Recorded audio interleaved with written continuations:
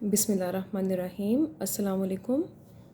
जी students, आज जो हम पढ़ेंगे, आज का हमारा टॉपिक है चैप्टर नंबर 7, सेकंड लेक्चर है इसका। हम पढ़ेंगे some features of organic compounds.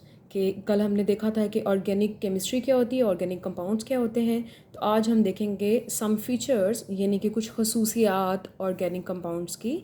Organic compounds की खसूसियात क्या हैं? First one is the peculiar nature of carbon. हमने कल देखा था कि ऑर्गेनिक कंपाउंड्स वो कंपाउंड्स होते हैं जिनमें कार्बन और हाइड्रोजन मौजूद हो। तो आज हम उनके फीचर्स, उनकी खसूसियात देखते हैं। उसमें सबसे पहले है पेक्यूलर बिहेवियर ऑफ कार्बन, यानी कार्बन का यूनिक बिहेवियर। कार्बन जो है वो अपने बाकी तमाम एलिमेंट से यूनिक बिहेवियर शो करता है। वो यूनिक बिहेवियर क्या है? जिस तरह से आपको पता है कि कार्बन को एक्चुअली देखा जाए तो कार्बन आपके फोर्थ ग्रुप का मेंबर है। जो आपका पीरियोडिक टेबल है उसमें आपको याद होगा कि आपके ए ग्रुप जो हैं वो 4 हैं, तो उसमें से चौथा जो ए ग्रुप है, 4A ग्रुप जो है 8 है, सॉरी, 4A ग्रुप का मेंबर है आपका कार्बन। 4A ग्रुप का क्या मतलब है? 4A ग्रुप का मतलब ये है कि carbon is actually tetravalent. Carbon क्या है? टेट्रावेलेंट है। अगर आप देखें कि टेट्रावेलेंट बोला जा रहा है, इस बात का मतलब क्या होगा? हमेशा हमेशा याद रखें, जहाँ कहीं पर भी टेट्रा का लफ्ज़ आ जाए, टेट्रा टेट्रा का मतलब होता है 4। तो टेट्रा का लफ्ज़ आ जाए उसका क्या मतलब होगा? 4। और वेलेंट का क्या मतलब होता है? वेलेंट का मतलब होता है वेलेंसी, कि कार्बन की वेलेंसी कितनी है? 4 है। यानी कि कार्बन सिंपली क्या कर सकता है? कार्बन 4 बॉन्ड्स बना सकता है। कार्बन क्या कर सकता है? 4 बॉन्ड्स बना सकता है। और उन 4 बॉन्ड्स को किसी भी तरीके से बना सकता है। यानी मिसाल के तौर पर कार्बन और कार्बन की एक लंबी चेन हो सकती है। कार्बन और कार्बन क्या करते हैं? अपनी ब्रांचेस निकाल सकते हैं। आपने डिफरेंट स्ट्रक्चर्स पढ़े होंगे। आने वाले लेक्चर्स के अंदर हम मज़ीद भी स्ट्रक्चर्स जो हैं वो डिस्कस करेंगे ऑर्गेनिक कंपाउंड्स के। तो कार्बन क्या कर सकता है? एक लॉन्ग चेन बना सकता है। जिस तरह नॉर्मली आप चेन पहनते हैं और उसमें आपने देखा होगा कि कोई भी आपकी चेन है तो उसमें एक कड़ी से कड़ी मिलती चली जा रही है, और ये आप कहते हैं कि जी आपकी एक चेन बन गई है। तो कार्बन जो है वो लॉन्ग चेन की फॉर्म में भी प्रेजेंट हो सकता है। कार्बन अपने डिफरेंट ब्रांचेस भी बना सकता है। कार्बन ऐसे भी जुड़ सकता है कि जिस तरह से ये देखें कि कार्बन कार्बन जो है वो जुड़ते चले जा रहे हैं और आपके पास कार्बन की एक रिंग बन गई है। इन सारी चीज़ों में अगर गौर से देखा जाए तो कार्बन ने क्या बिहेवियर शो किया है? कार्बन ने बेसिकली जो बिहेवियर शो किया है वो उसको हम कहते हैं सेल्फ लिंकेज या सेल्फ लिंकिंग प्रॉपर्टी। कार्बन की प्रॉपर्टी कौन सी है? सेल्फ, यानी अपने ही आप के साथ लिंक कर जाने की प्रॉपर्टी है।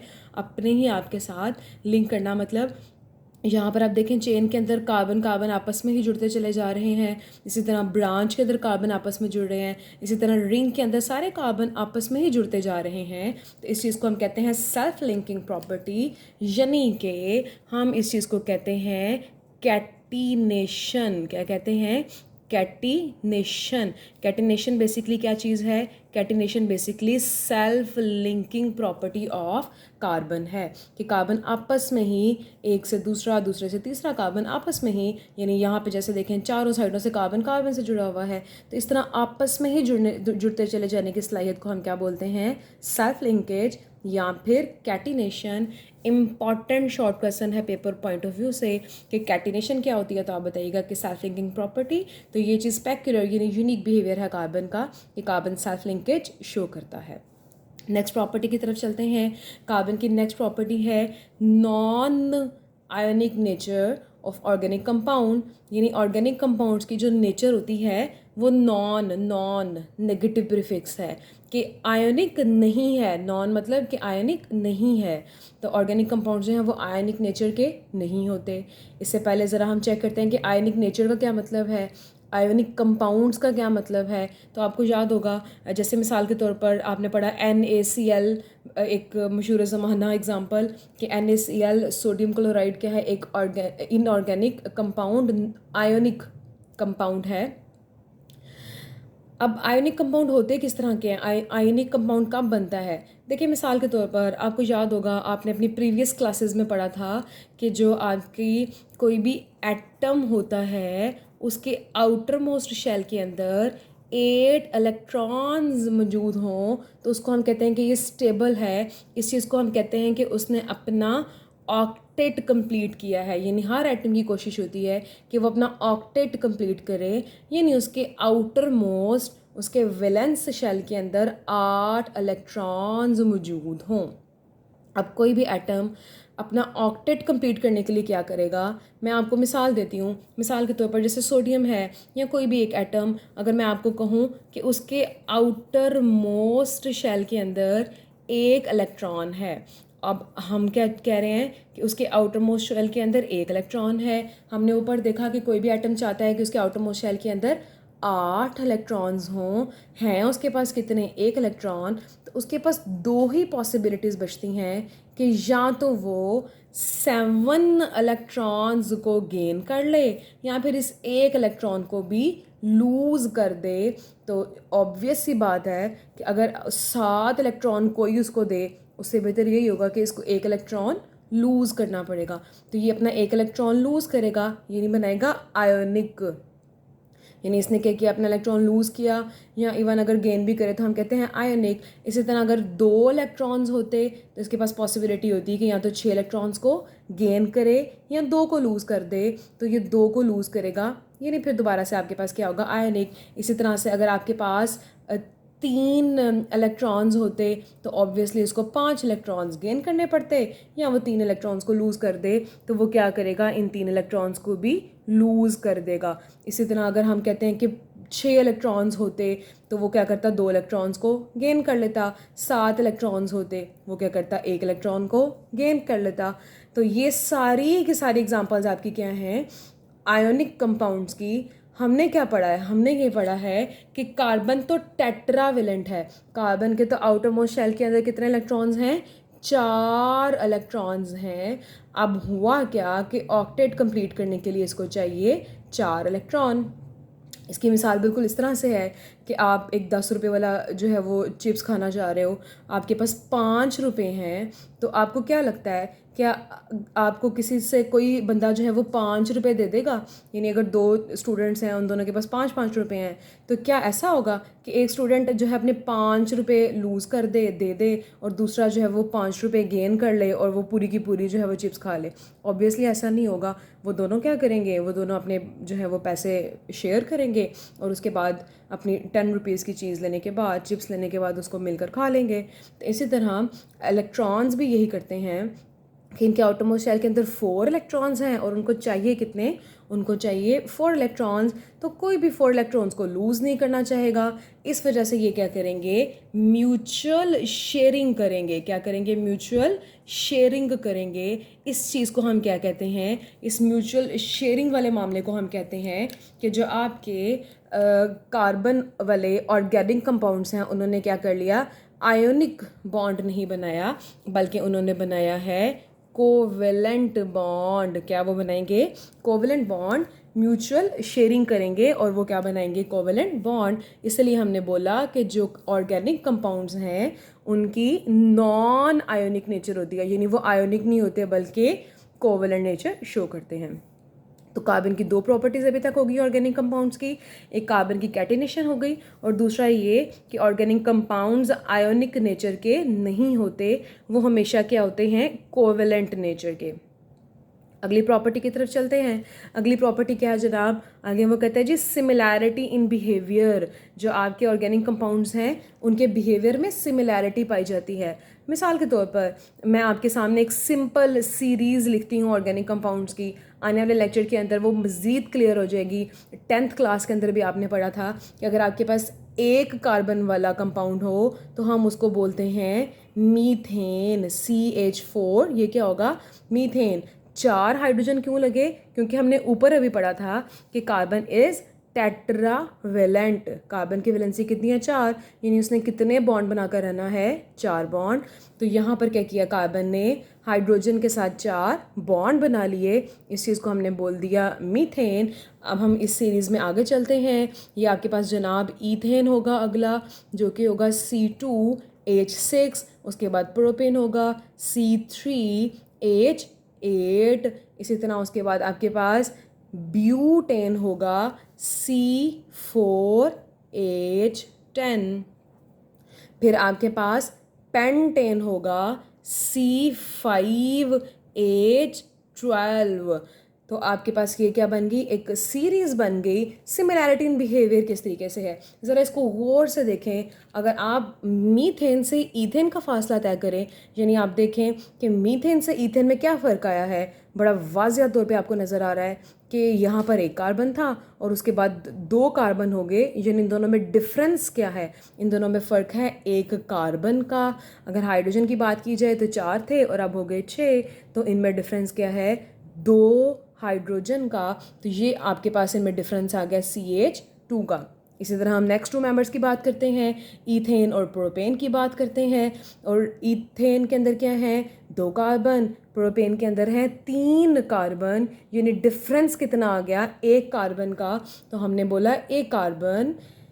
फिर इसी तरह 6 से 8 हाइड्रोजन हो गए, यानी डिफरेंस कितना आ गया 2 हाइड्रोजन का, यानी ये डिफरेंस हो गया आपके पास CH2। इसी तरह आप प्रोपेन से ब्यूटेन तक जाएं तो 3 से 4 हो गए आपके पास कार्बन, यानी अगेन आपके पास 1 कार्बन का, और 8 से 10 हो गए हाइड्रोजन, यानी 2 हाइड्रोजन का डिफरेंस आ गया। इसी तरह अगर आप ब्यूटेन से पेंटेन एंड सो ऑन जितनी मर्जी लंबी लाइन करें और चलते ही चले जाएं, आपके पास कार्बन का जो डिफरेंस आ रहा है वो CH2 का डिफरेंस है। इससे हमें क्या पता चला, इससे हमें सिंपली जो है ये पता चला कि आपकी जो भी ऑर्गेनिक कंपाउंड्स की सीरीज़ होगी उसमें डिफरेंस कितना आ रहा है CH2 का। इस चीज़ को हम कहते हैं होमोलोगस सीरीज़। होमोलोगस सीरीज़, होमो मीन्स सेम।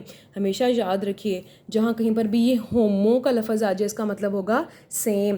तो इस चीज़ को हम क्या बोलते हैं होमोलोगस सीरीज़, यानी कि इस होमोलोगस सीरीज़ की वजह से आपके ऑर्गेनिक कंपाउंड्स के अंदर बिहेवियर में सिमिलैरिटी होती है। यानी अगर मैं किसी भी एक होमोलोगस सीरीज़ की बात करूं तो उनका सारा बिहेवियर एक जैसा होगा।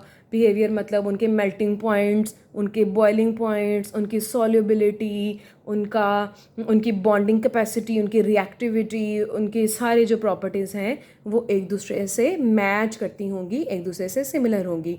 तो ये आपकी कुछ प्रॉपर्टीज़ हैं ऑर्गेनिक कंपाउंड्स की कि कार्बन है उनमें पेक्यूलियर नेचर है, यानी कैटिनेशन है, सेल्फ लिंकिंग प्रॉपर्टी है। इसी तरह हमने देखा कि आपकी होमोलोगस सीरीज़ हैं, यानी सिमिलैरिटी है बिहेवियर के अंदर। इसी तरह हमने देखा कि ऑर्गेनिक कंपाउंड्स नॉन आयोनिक यानी कि कोवेलेंट नेचर के होते हैं।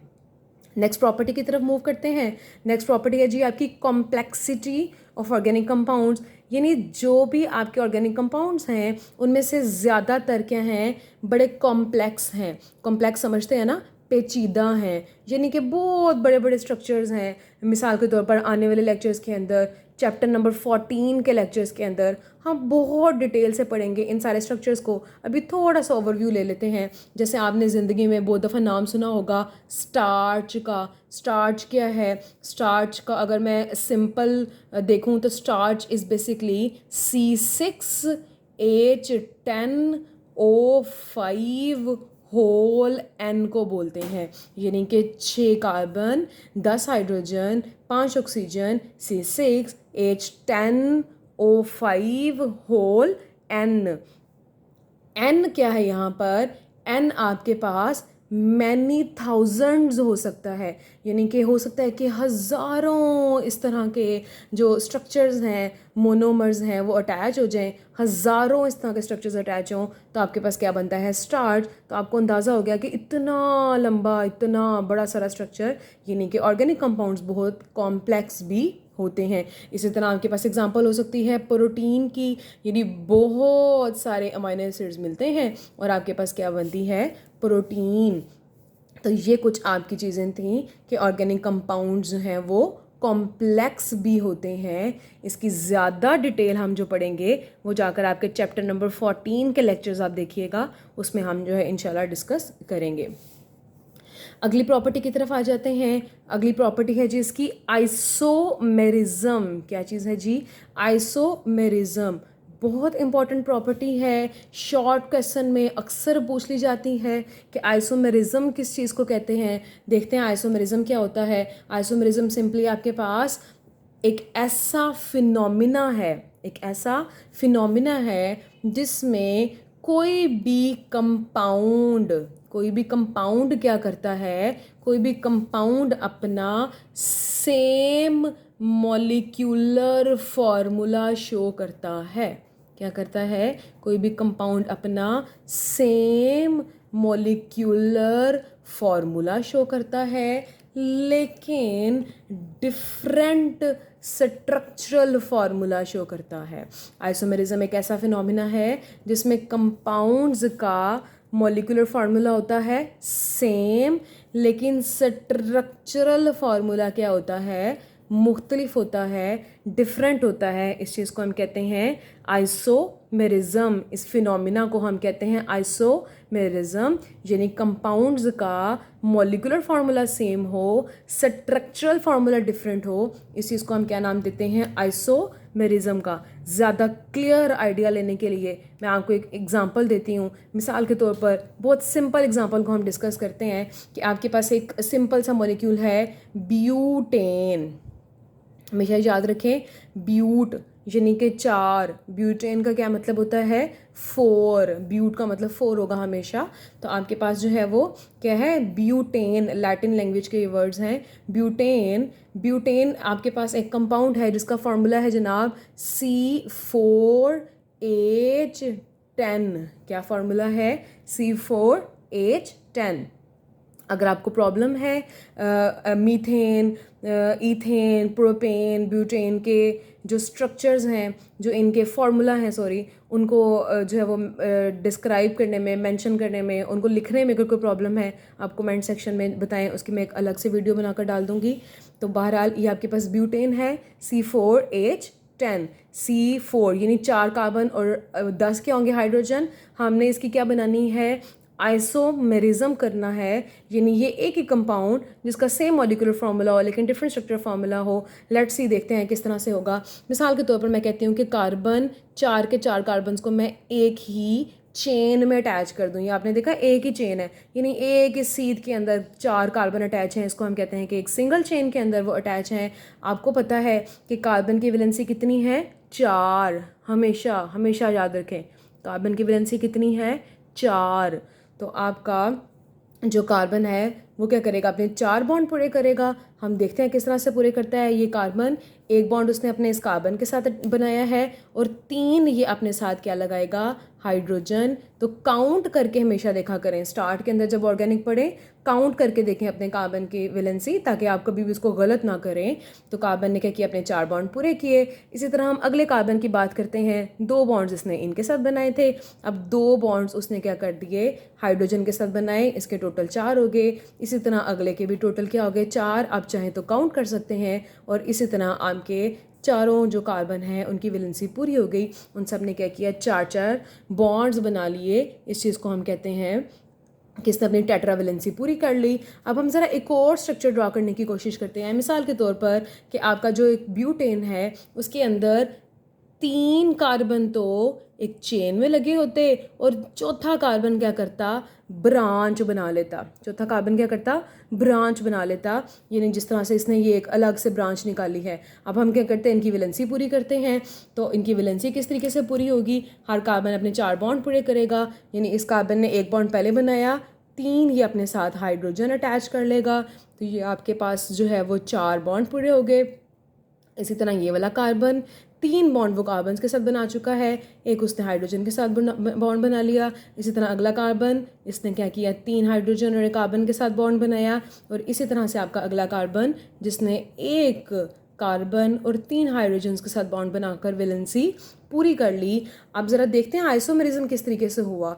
आइसोमेरिज्म में हमने क्या कहा था कि मॉलिक्यूलर फार्मूला तो सेम हो लेकिन स्ट्रक्चरल फार्मूला डिफरेंट हो। अब आपने देखा इन दोनों का स्ट्रक्चर फार्मूला डिफरेंट है, देखते हैं क्या इनका मॉलिक्यूलर फार्मूला सेम है। तो चेक करें, इस वाले के पास कितने हैं, 1 2 3 4 कार्बन, और हाइड्रोजन कितने हैं, 1 2 3 4 5 6 7 8 9 10। तो C4H10 पूरा हो गया। इस तरह अगले एग्जाम्पल की तरफ चलते हैं। 4 कार्बन ये जो आपको ग्रीन में नज़र आ रहे हैं, हाइड्रोजन काउंट कर लीजिए, 3 ये वाले हैं, 3 and 3 9 हो गए, और एक ये वाला हाइड्रोजन, ये टोटल 10 हाइड्रोजन हो गए। तो आइसोमेरिज्म इज अ फिनोमेना जिसके अंदर कंपाउंड मॉलिक्यूलर फार्मूला तो सेम शो करता है लेकिन उसका स्ट्रक्चरल फार्मूला क्या होता है, डिफरेंट। इस चीज़ को हम बोलते हैं आइसोमेरिज्म। अगले पॉइंट की तरफ चलते हैं। आपके पास अगली चीज़ है जी, रेट्स ऑफ ऑर्गेनिक रिएक्शंस। जो ऑर्गेनिक रिएक्शंस हैं उनका रेट किसको हम बोलते हैं, रेट बोलते हैं हम स्पीड ऑफ रिएक्शन को। रेट ऑफ रिएक्शन क्या होता है, स्पीड ऑफ रिएक्शन। तो ऑर्गेनिक रिएक्शंस के, ऑर्गेनिक कंपाउंड्स की स्पीड जो है वो अगर हम देखें तो rate of reaction of organic compounds जो है वो स्लो होता है। ये आपने बहुत डिटेल के साथ पढ़ा, आप चेक कर सकते हैं मेरी प्लेलिस्ट के अंदर चैप्टर नंबर 6 फर्स्ट ईयर का, उसका लास्ट वन लेक्चर जिसके अंदर हम रेट्स ऑफ ऑर्गेनिक रिएक्शंस यानी कोवेलेंट कंपाउंड्स और आयनिक कंपाउंड्स को जो है वो डिटेल से डिस्कस कर रहे हैं। बहरहाल हम इन शॉर्ट इसको देखते हैं कि ऑर्गेनिक कंपाउंड्स हमने देखा था कि वो किस नेचर के होते हैं, वो कोवेलेंट नेचर के होते हैं। इस वजह से क्या होता है कि उनके जो रेट ऑफ रिएक्शन है वो स्लो होगा। आपको पता है ना रिएक्शन कैसे होता है, रिएक्शन ऐसे होता है कि जो आपके किसी भी कंपाउंड के पिछले बॉन्ड्स होते हैं वो ब्रेक हो जाते हैं, रिएक्टेंट से बॉन्ड जो है वो ब्रेक हो जाता है और आपका प्रोडक्ट जो है उसके अंदर न्यू बॉन्ड्स बन जाते हैं। जैसे मिसाल के तौर पर ये AC और BD बन जाए, यानी क्या हुआ कि इनके पहले बॉन्ड ब्रेक हुए और न्यू बॉन्ड बन गए, तो ये कोवेलेंट नेचर के हैं, यानी पिछला बॉन्ड तोड़ना पड़ेगा फिर जाकर नया बॉन्ड बनाना पड़ेगा। तो इसलिए हम कहते हैं कि इनका रेट ऑफ रिएक्शन क्या है, स्लो है। नेक्स्ट क्या है जी, सॉल्युबिलिटी। सॉल्युबिलिटी के लिए आप सिर्फ और सिर्फ एक ही लाइन याद रखिए, जहाँ कहीं भी आपसे सॉल्युबिलिटी पूछी जाए आप हमेशा याद रखिए सॉल्युबिलिटी के लिए कि लाइक डिज़ोल्व्स लाइक। हमेशा ये लाइन याद रखिए, लाइक डिज़ोल्व्स लाइक।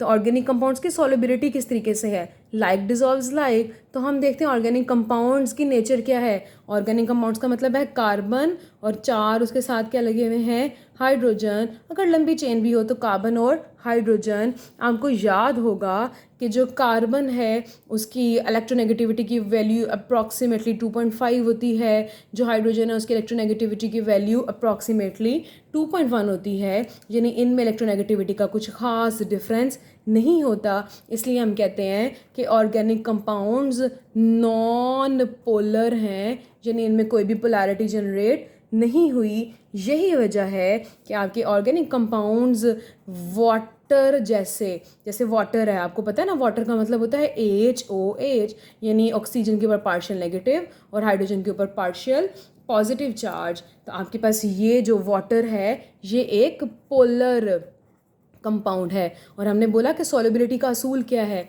सॉल्युबिलिटी का असूल है लाइक डिज़ोल्व्स लाइक, यानी एक जैसी चीज़ें एक जैसी चीज़ों में हल होंगी। तो ऑर्गेनिक कंपाउंड्स आपके नॉन पोलर हैं, इसलिए वो पोलर सॉल्वेंट लाइक वाटर के अंदर डिज़ोल्व नहीं होंगे, बल्कि नॉन पोलर सॉल्वेंट जैसे बेंजीन, कार्बन टेट्राक्लोराइड, इस तरह के आपके जो नॉन पोलर कंपाउंड सॉल्वेंट्स हैं उनके अंदर वो डिज़ोल्व होगा। तो लाइक डिज़ोल्व्स लाइक। हम जल्दी जल्दी से जो है अपने सारे के सारे पॉइंट्स को एक दफ़ा डिस्कस कर लेते हैं। तो हमने क्या पढ़ा था, हमने सबसे पहले पढ़ा कि ऑर्गेनिक कंपाउंड्स के फीचर्स क्या हैं, कि वो कार्बन का पेक्यूलर बिहेवियर है, यानी कार्बन कैटिनेशन शो करता है, सेल्फ लिंकिंग प्रॉपर्टी शो करता है। फिर हमने बोला कि कार्बन तो टेट्रावेलेंट है, उसकी वैलेंसी तो 4 है, यानी उसके आउटरमोस्ट शेल के अंदर 4 इलेक्ट्रॉन्स हैं, तो वो आयोनिक कंपाउंड्स जो हैं वो नहीं बना सकता, बल्कि वो कोवेलेंट नेचर का होगा क्योंकि उसमें म्यूचुअल शेयरिंग हो रही है। फिर हमने बोला कि आप ऑर्गेनिक कंपाउंड्स की कोई सी भी सीरीज़ ले लें वो होमोलोगस होंगी और इस वजह से उनकी जो बिहेवियर है, उनके प्रॉपर्टीज़ के अंदर सिमिलैरिटी होगी। फिर हमने कहा कि ऑर्गेनिक कंपाउंड्स बहुत सारे हैं जो कॉम्प्लेक्स नेचर के होते हैं। फिर हमने बोला आइसोमेरिज्म कि कंपाउंड्स जिनका सेम मॉलिक्यूलर फार्मूला होता है बट डिफरेंट स्ट्रक्चर फार्मूला होता है। आपने एक बहुत आसान तरीन सी एग्जांपल भी पढ़ी। और उसके बाद हमने देखा कि रेट्स ऑफ ऑर्गेनिक रिएक्शंस क्या होते हैं, स्लो। फिर हमने ये बोला कि जो आपके सॉल्युबिलिटी की अगर बात की जाए तो like dissolves like, organic compounds mostly non polar nature के हैं। गौर से सुनिएगा, मैंने मोस्टली का लफ्ज़ इस्तेमाल किया है। आने वाले लेक्चर के अंदर पोलर की भी बात करेंगे हम। बहरहाल तो ज़्यादातर आपके ऑर्गेनिक कंपाउंड्स जो हैं वो नॉन पोलर हैं, यानी जो सिंपल कार्बन हाइड्रोजन वाले हैं, और वो जो है वो वाटर के अंदर डिज़ोल्व नहीं होंगे, बल्कि बेंजीन, कार्बन टेट्राक्लोराइड जैसे नॉन पोलर सॉल्वेंट्स के अंदर डिज़ोल्व होंगे। अगर आपको लेक्चर अच्छा लगा आप कमेंट्स में ज़रूर बताइए, लाइक कीजिए, शेयर कीजिए, सब्सक्राइब कीजिए। इंशाल्लाह नेक्स्ट टॉपिक के साथ मिलते हैं।